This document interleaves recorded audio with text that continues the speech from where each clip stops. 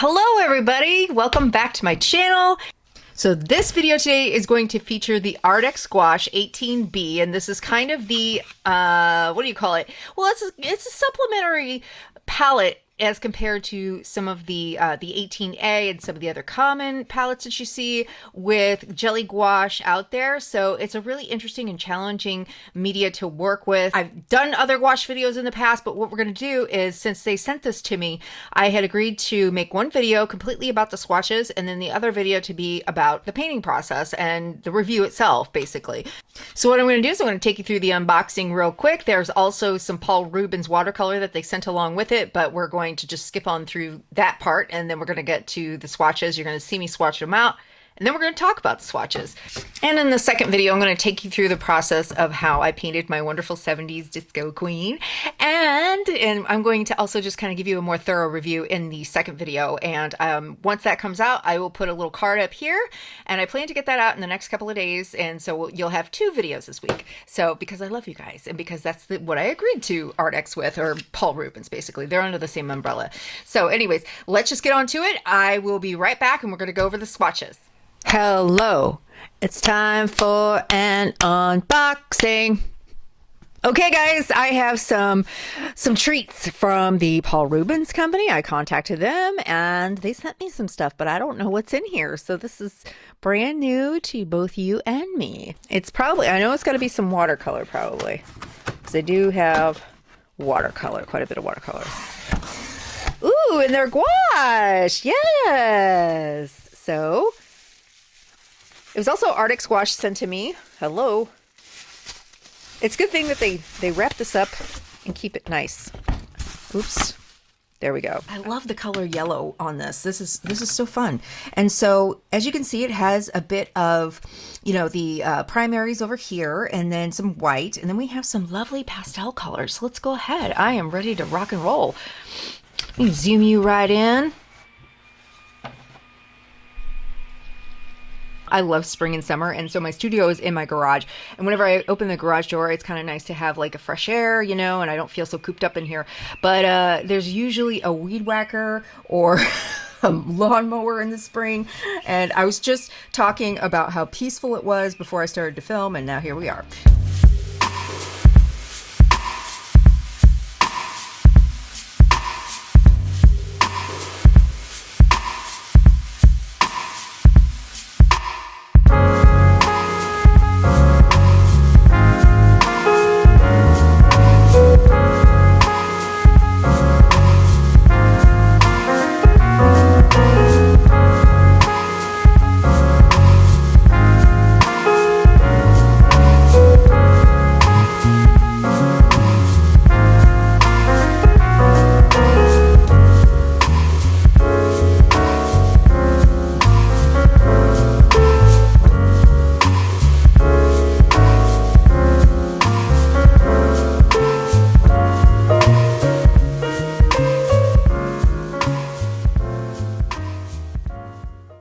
So this setup right here, this is what it actually looks like when you get it in the package. And then this is how I personally arranged it, because it made more sense to me to kind of take the warm tones and bring them over on this side, and then keep more of the cooler pastel tones and muted tones over here. So we'll go ahead and go over the original setup and how it's laid out. So these two, this is the white and the titanium white. And if you can see, I don't know if it's going to pick up on camera, but if you can see that, the titanium white has a little bit of a more blue shade to it. And that is kind of typical of titanium white, but sometimes you don't always see it unless you have another white, like a mixing white or a zinc white, next to the titanium white. And typically titanium white, it has more coverage than a mixing white, but since this is gouache, I think they have just about the same amount of covering power. So they're both very vibrant. Well, this is not vibrant with the white, but they're both very opaque. And then we have deep red, olive gray, Maldives, cloud panina. This is burnt umber, Prussian blue, orange red, green frequency, turquoise, lilac, black, lake blue, Aegean Sea, I guess that's how you pronounce it, medium yellow, lemon yellow, and Naples yellow. Now, what I wanted to do is I really wanted to, since this was a swatch video, to really push the limits of what we could get out of this particular palette, because this set has more obviously kind of muted tones. And I'll be honest, whenever I first saw the setup and all the tones in it and the colors, I really was not that inspired. I was just kind of like, well, what do I do with this, you know? And although there were certain colors that I really did enjoy whenever I first saw it, like I always liked the lake blue. I've seen lake blue in other gouache sets that I have, but the Aegean Sea, I have that in my 56 set of Hemi. And then I really like these two, and I really love the lilac and some of these pastel tones. But some of the muted tones, I love color, and I love my vibrancy in color. So I had a lot of kind of trouble visualizing what I was going to do with those colors. But I do plan to do some more paintings with these, and I really want to kind of focus on some of the more blues and some of the more pastels. So I gotta say, I really like the fact that they put in medium yellow and lemon yellow, and this reminds me of more of like a deep cadmium yellow in some of the acrylics that I have. I really like that they have orange red. They do have the deep red. You can mix these two together to get more of a vibrant red, so I wouldn't really worry about the fact that there's not like a true red here, like a scarlet or anything like that. And plus, if you have any of the other Arrtx gouache sets or a Hemi gouache or whatever, you can pull those colors and use them to supplement if you didn't want to mix them together. So we have some Prussian blue. That's a nice warm deep blue. Then we get the lake blue. I really like the lake blue because it reminds me of the acid blue, although I think it's a little bit deeper than acid blue. I really don't know if it's really necessary for me to take you through like all the colors, because I already announced all the colors. But whenever I painted, I used this layout as I painted. So let's pull out the swatch card real quick. As with most gouache sets, this does come with a swatch card. I just always recommend swatching out your paints just to make sure that they're at least close or somewhat close to what these are printed out, since this is a computer generated print. These printers don't always accurately portray what the colors are. Like, for instance, lake blue looks more like an ultramarine here, and it's not. It's obviously different than that. So, and as you can see, even looks a little bit darker on this swatch card. So it's always important to go ahead and swatch your paints and everything. I always encourage it, and I always enjoy it too. And I don't know if you guys do this or not, but sometimes I just enjoy swatching things. If I really don't know what I'm going to paint, or if I'm kind of feeling inspired or I'm tired, I swatch. And I feel it's very, very relaxing. Long story short, we have several. Well, most of these are going to be more than one pigment, but we've got, Prussian blue, which is a single pigment, and we've got black and obviously white and titanium white. And so we have, most of these are going to be more than one pigment, as with the medium yellow, Aegean Sea. Orange red is single pigment, PO13, lemon yellow, PY3. That's not uncommon. That's very, very well known for being single pigment.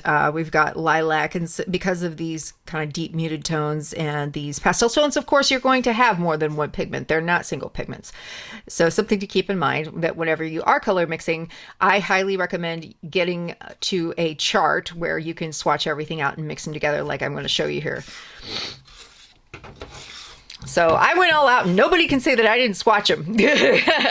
So this literally took me all afternoon, but I actually had a lot of fun doing it. And my idea was to make sure that I could stretch the mixing capabilities and the swatch and the colors as far as I could. But my goal with this particular chart was obviously to see how far we could take all of the colors. Because whenever I saw the original layout, I was not really that inspired by looking at it simply by itself, and some of these swatches that I conducted on the outside here, which was just me playing around. I just thought, let's just go ahead and swatch these all out into a swatch chart like you do with watercolors and see how far we can take it. And so it's not perfect, it's not beautiful, but it is what it is. And here's what I really like about this, is that you get all these beautiful tones over here that are a little bit more on the pure side, because you have the deeper colors and some of the brighter colors over here. You've got like your orange red and your deep red, your Prussian blue, lake blue, and I believe this one's the turquoise.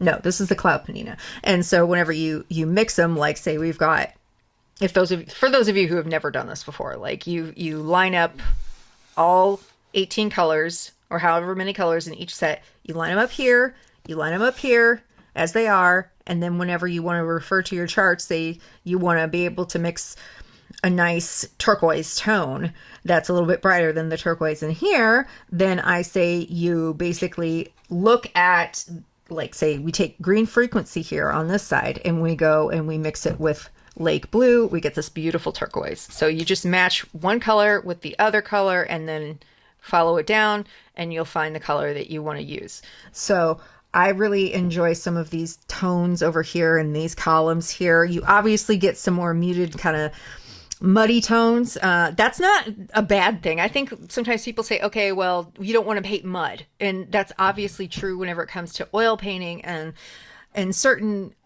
goals with your colors. But sometimes if you're looking for a specific mood, right, you're going to want some muddy or muted tones. We could just call them muted. That's a lot more positive than saying muddy, but you get the point here. And even though at first glance, it doesn't look like you could really do a lot with skin tones if you're a portrait artist like me. And as a full disclaimer, I want to say that I pulled an ochre from another set whenever you see my painting process video. But you can definitely get some cooler tones here. And I mean, as in shadows, like this particular one here. I may have gotten that wrong there. Okay. What did I do here? Oh, yes. So for each one, like this is burnt umber, I would add the white. So that's burnt umber and white. And that's a nice kind of muted gray. This would be a lovely kind of cooler shadow tone. You've got some of these greener shadow tones that you could use, but you also have some that could be used for skin tones. It just depends on the lighting in the photo or if you're trying to depict something in particular. So if you combine like Naples yellow over here with the medium yellow, you get a lovely peach tone. And even though that's not necessarily a natural skin tone, you can add some more white to it and create a nice pale skin tone. Again, you could add a little bit more white here with the two medium yellows matching up and we get medium yellow with white, right? And we've got some more kind of peachy tones down here with the medium yellow and some of the greens. So there are some colors that you can work with in this set to make skin tones if you are going for that. I think if you were attempting to paint a landscape and you really loved painting landscapes that were clouds and storms, I think you would have a wonderful time with this set just because you've got these interesting tones that you can work with that are kind of muted and moody and gray and blue. And then you've got some of these warmer tones in these two columns here with your deep red and your medium I'm sorry, not medium, orange red. See, here in the Midwest, I live in what's called technically Tornado Alley. Now, even though my town never seems to get hit because we have, thankfully, we're kind of up in the hills. Like a lot of the towns up north, they do see a lot of more activity, but we get to see a lot of storm clouds. And sometimes whenever you have a tornado coming or just a severe thunderstorm coming, you can see some really, really interesting tones that come through, even with the warmer tones amongst the more stormy, darker, deeper bluish gray tones. I wish I could talk today. Some of these would be great for landscapes of the beach, like a stormy beach. I don't know how well this would be for painting flowers. I think you could find some, tones to work with some of the reds and the oranges, and the greens would be good for leaves because you've got many different shades of green here. This particular set comes with 3 different kind of greenish tones. You've got your Maldives, you've got your green frequency, which is like a kind of like a lime green, and then you have this turquoise color, which to me, that's not really a true turquoise tone. So these would be great for leaves and everything like that. And then you've got some of your brighter tones down here. Of course, you would be limited probably in your options as to which flowers you could paint. But I mean, there's something to be said about this set because it's different. It's not your traditional set with your traditional colors. You got some traditional colors, but mostly you've got these interesting colors. So I would think this would be a wonderful set that could be added to your collection, but there are options. It's really good to see these options too. And I'm glad that I took the extra time out to go ahead and swatch all these out. I recommend doing that if you have this set and you're just kind of wondering, what can I make with this and how far can I push this? Also, I want to say that these down here are all just regular colors that I mixed with white.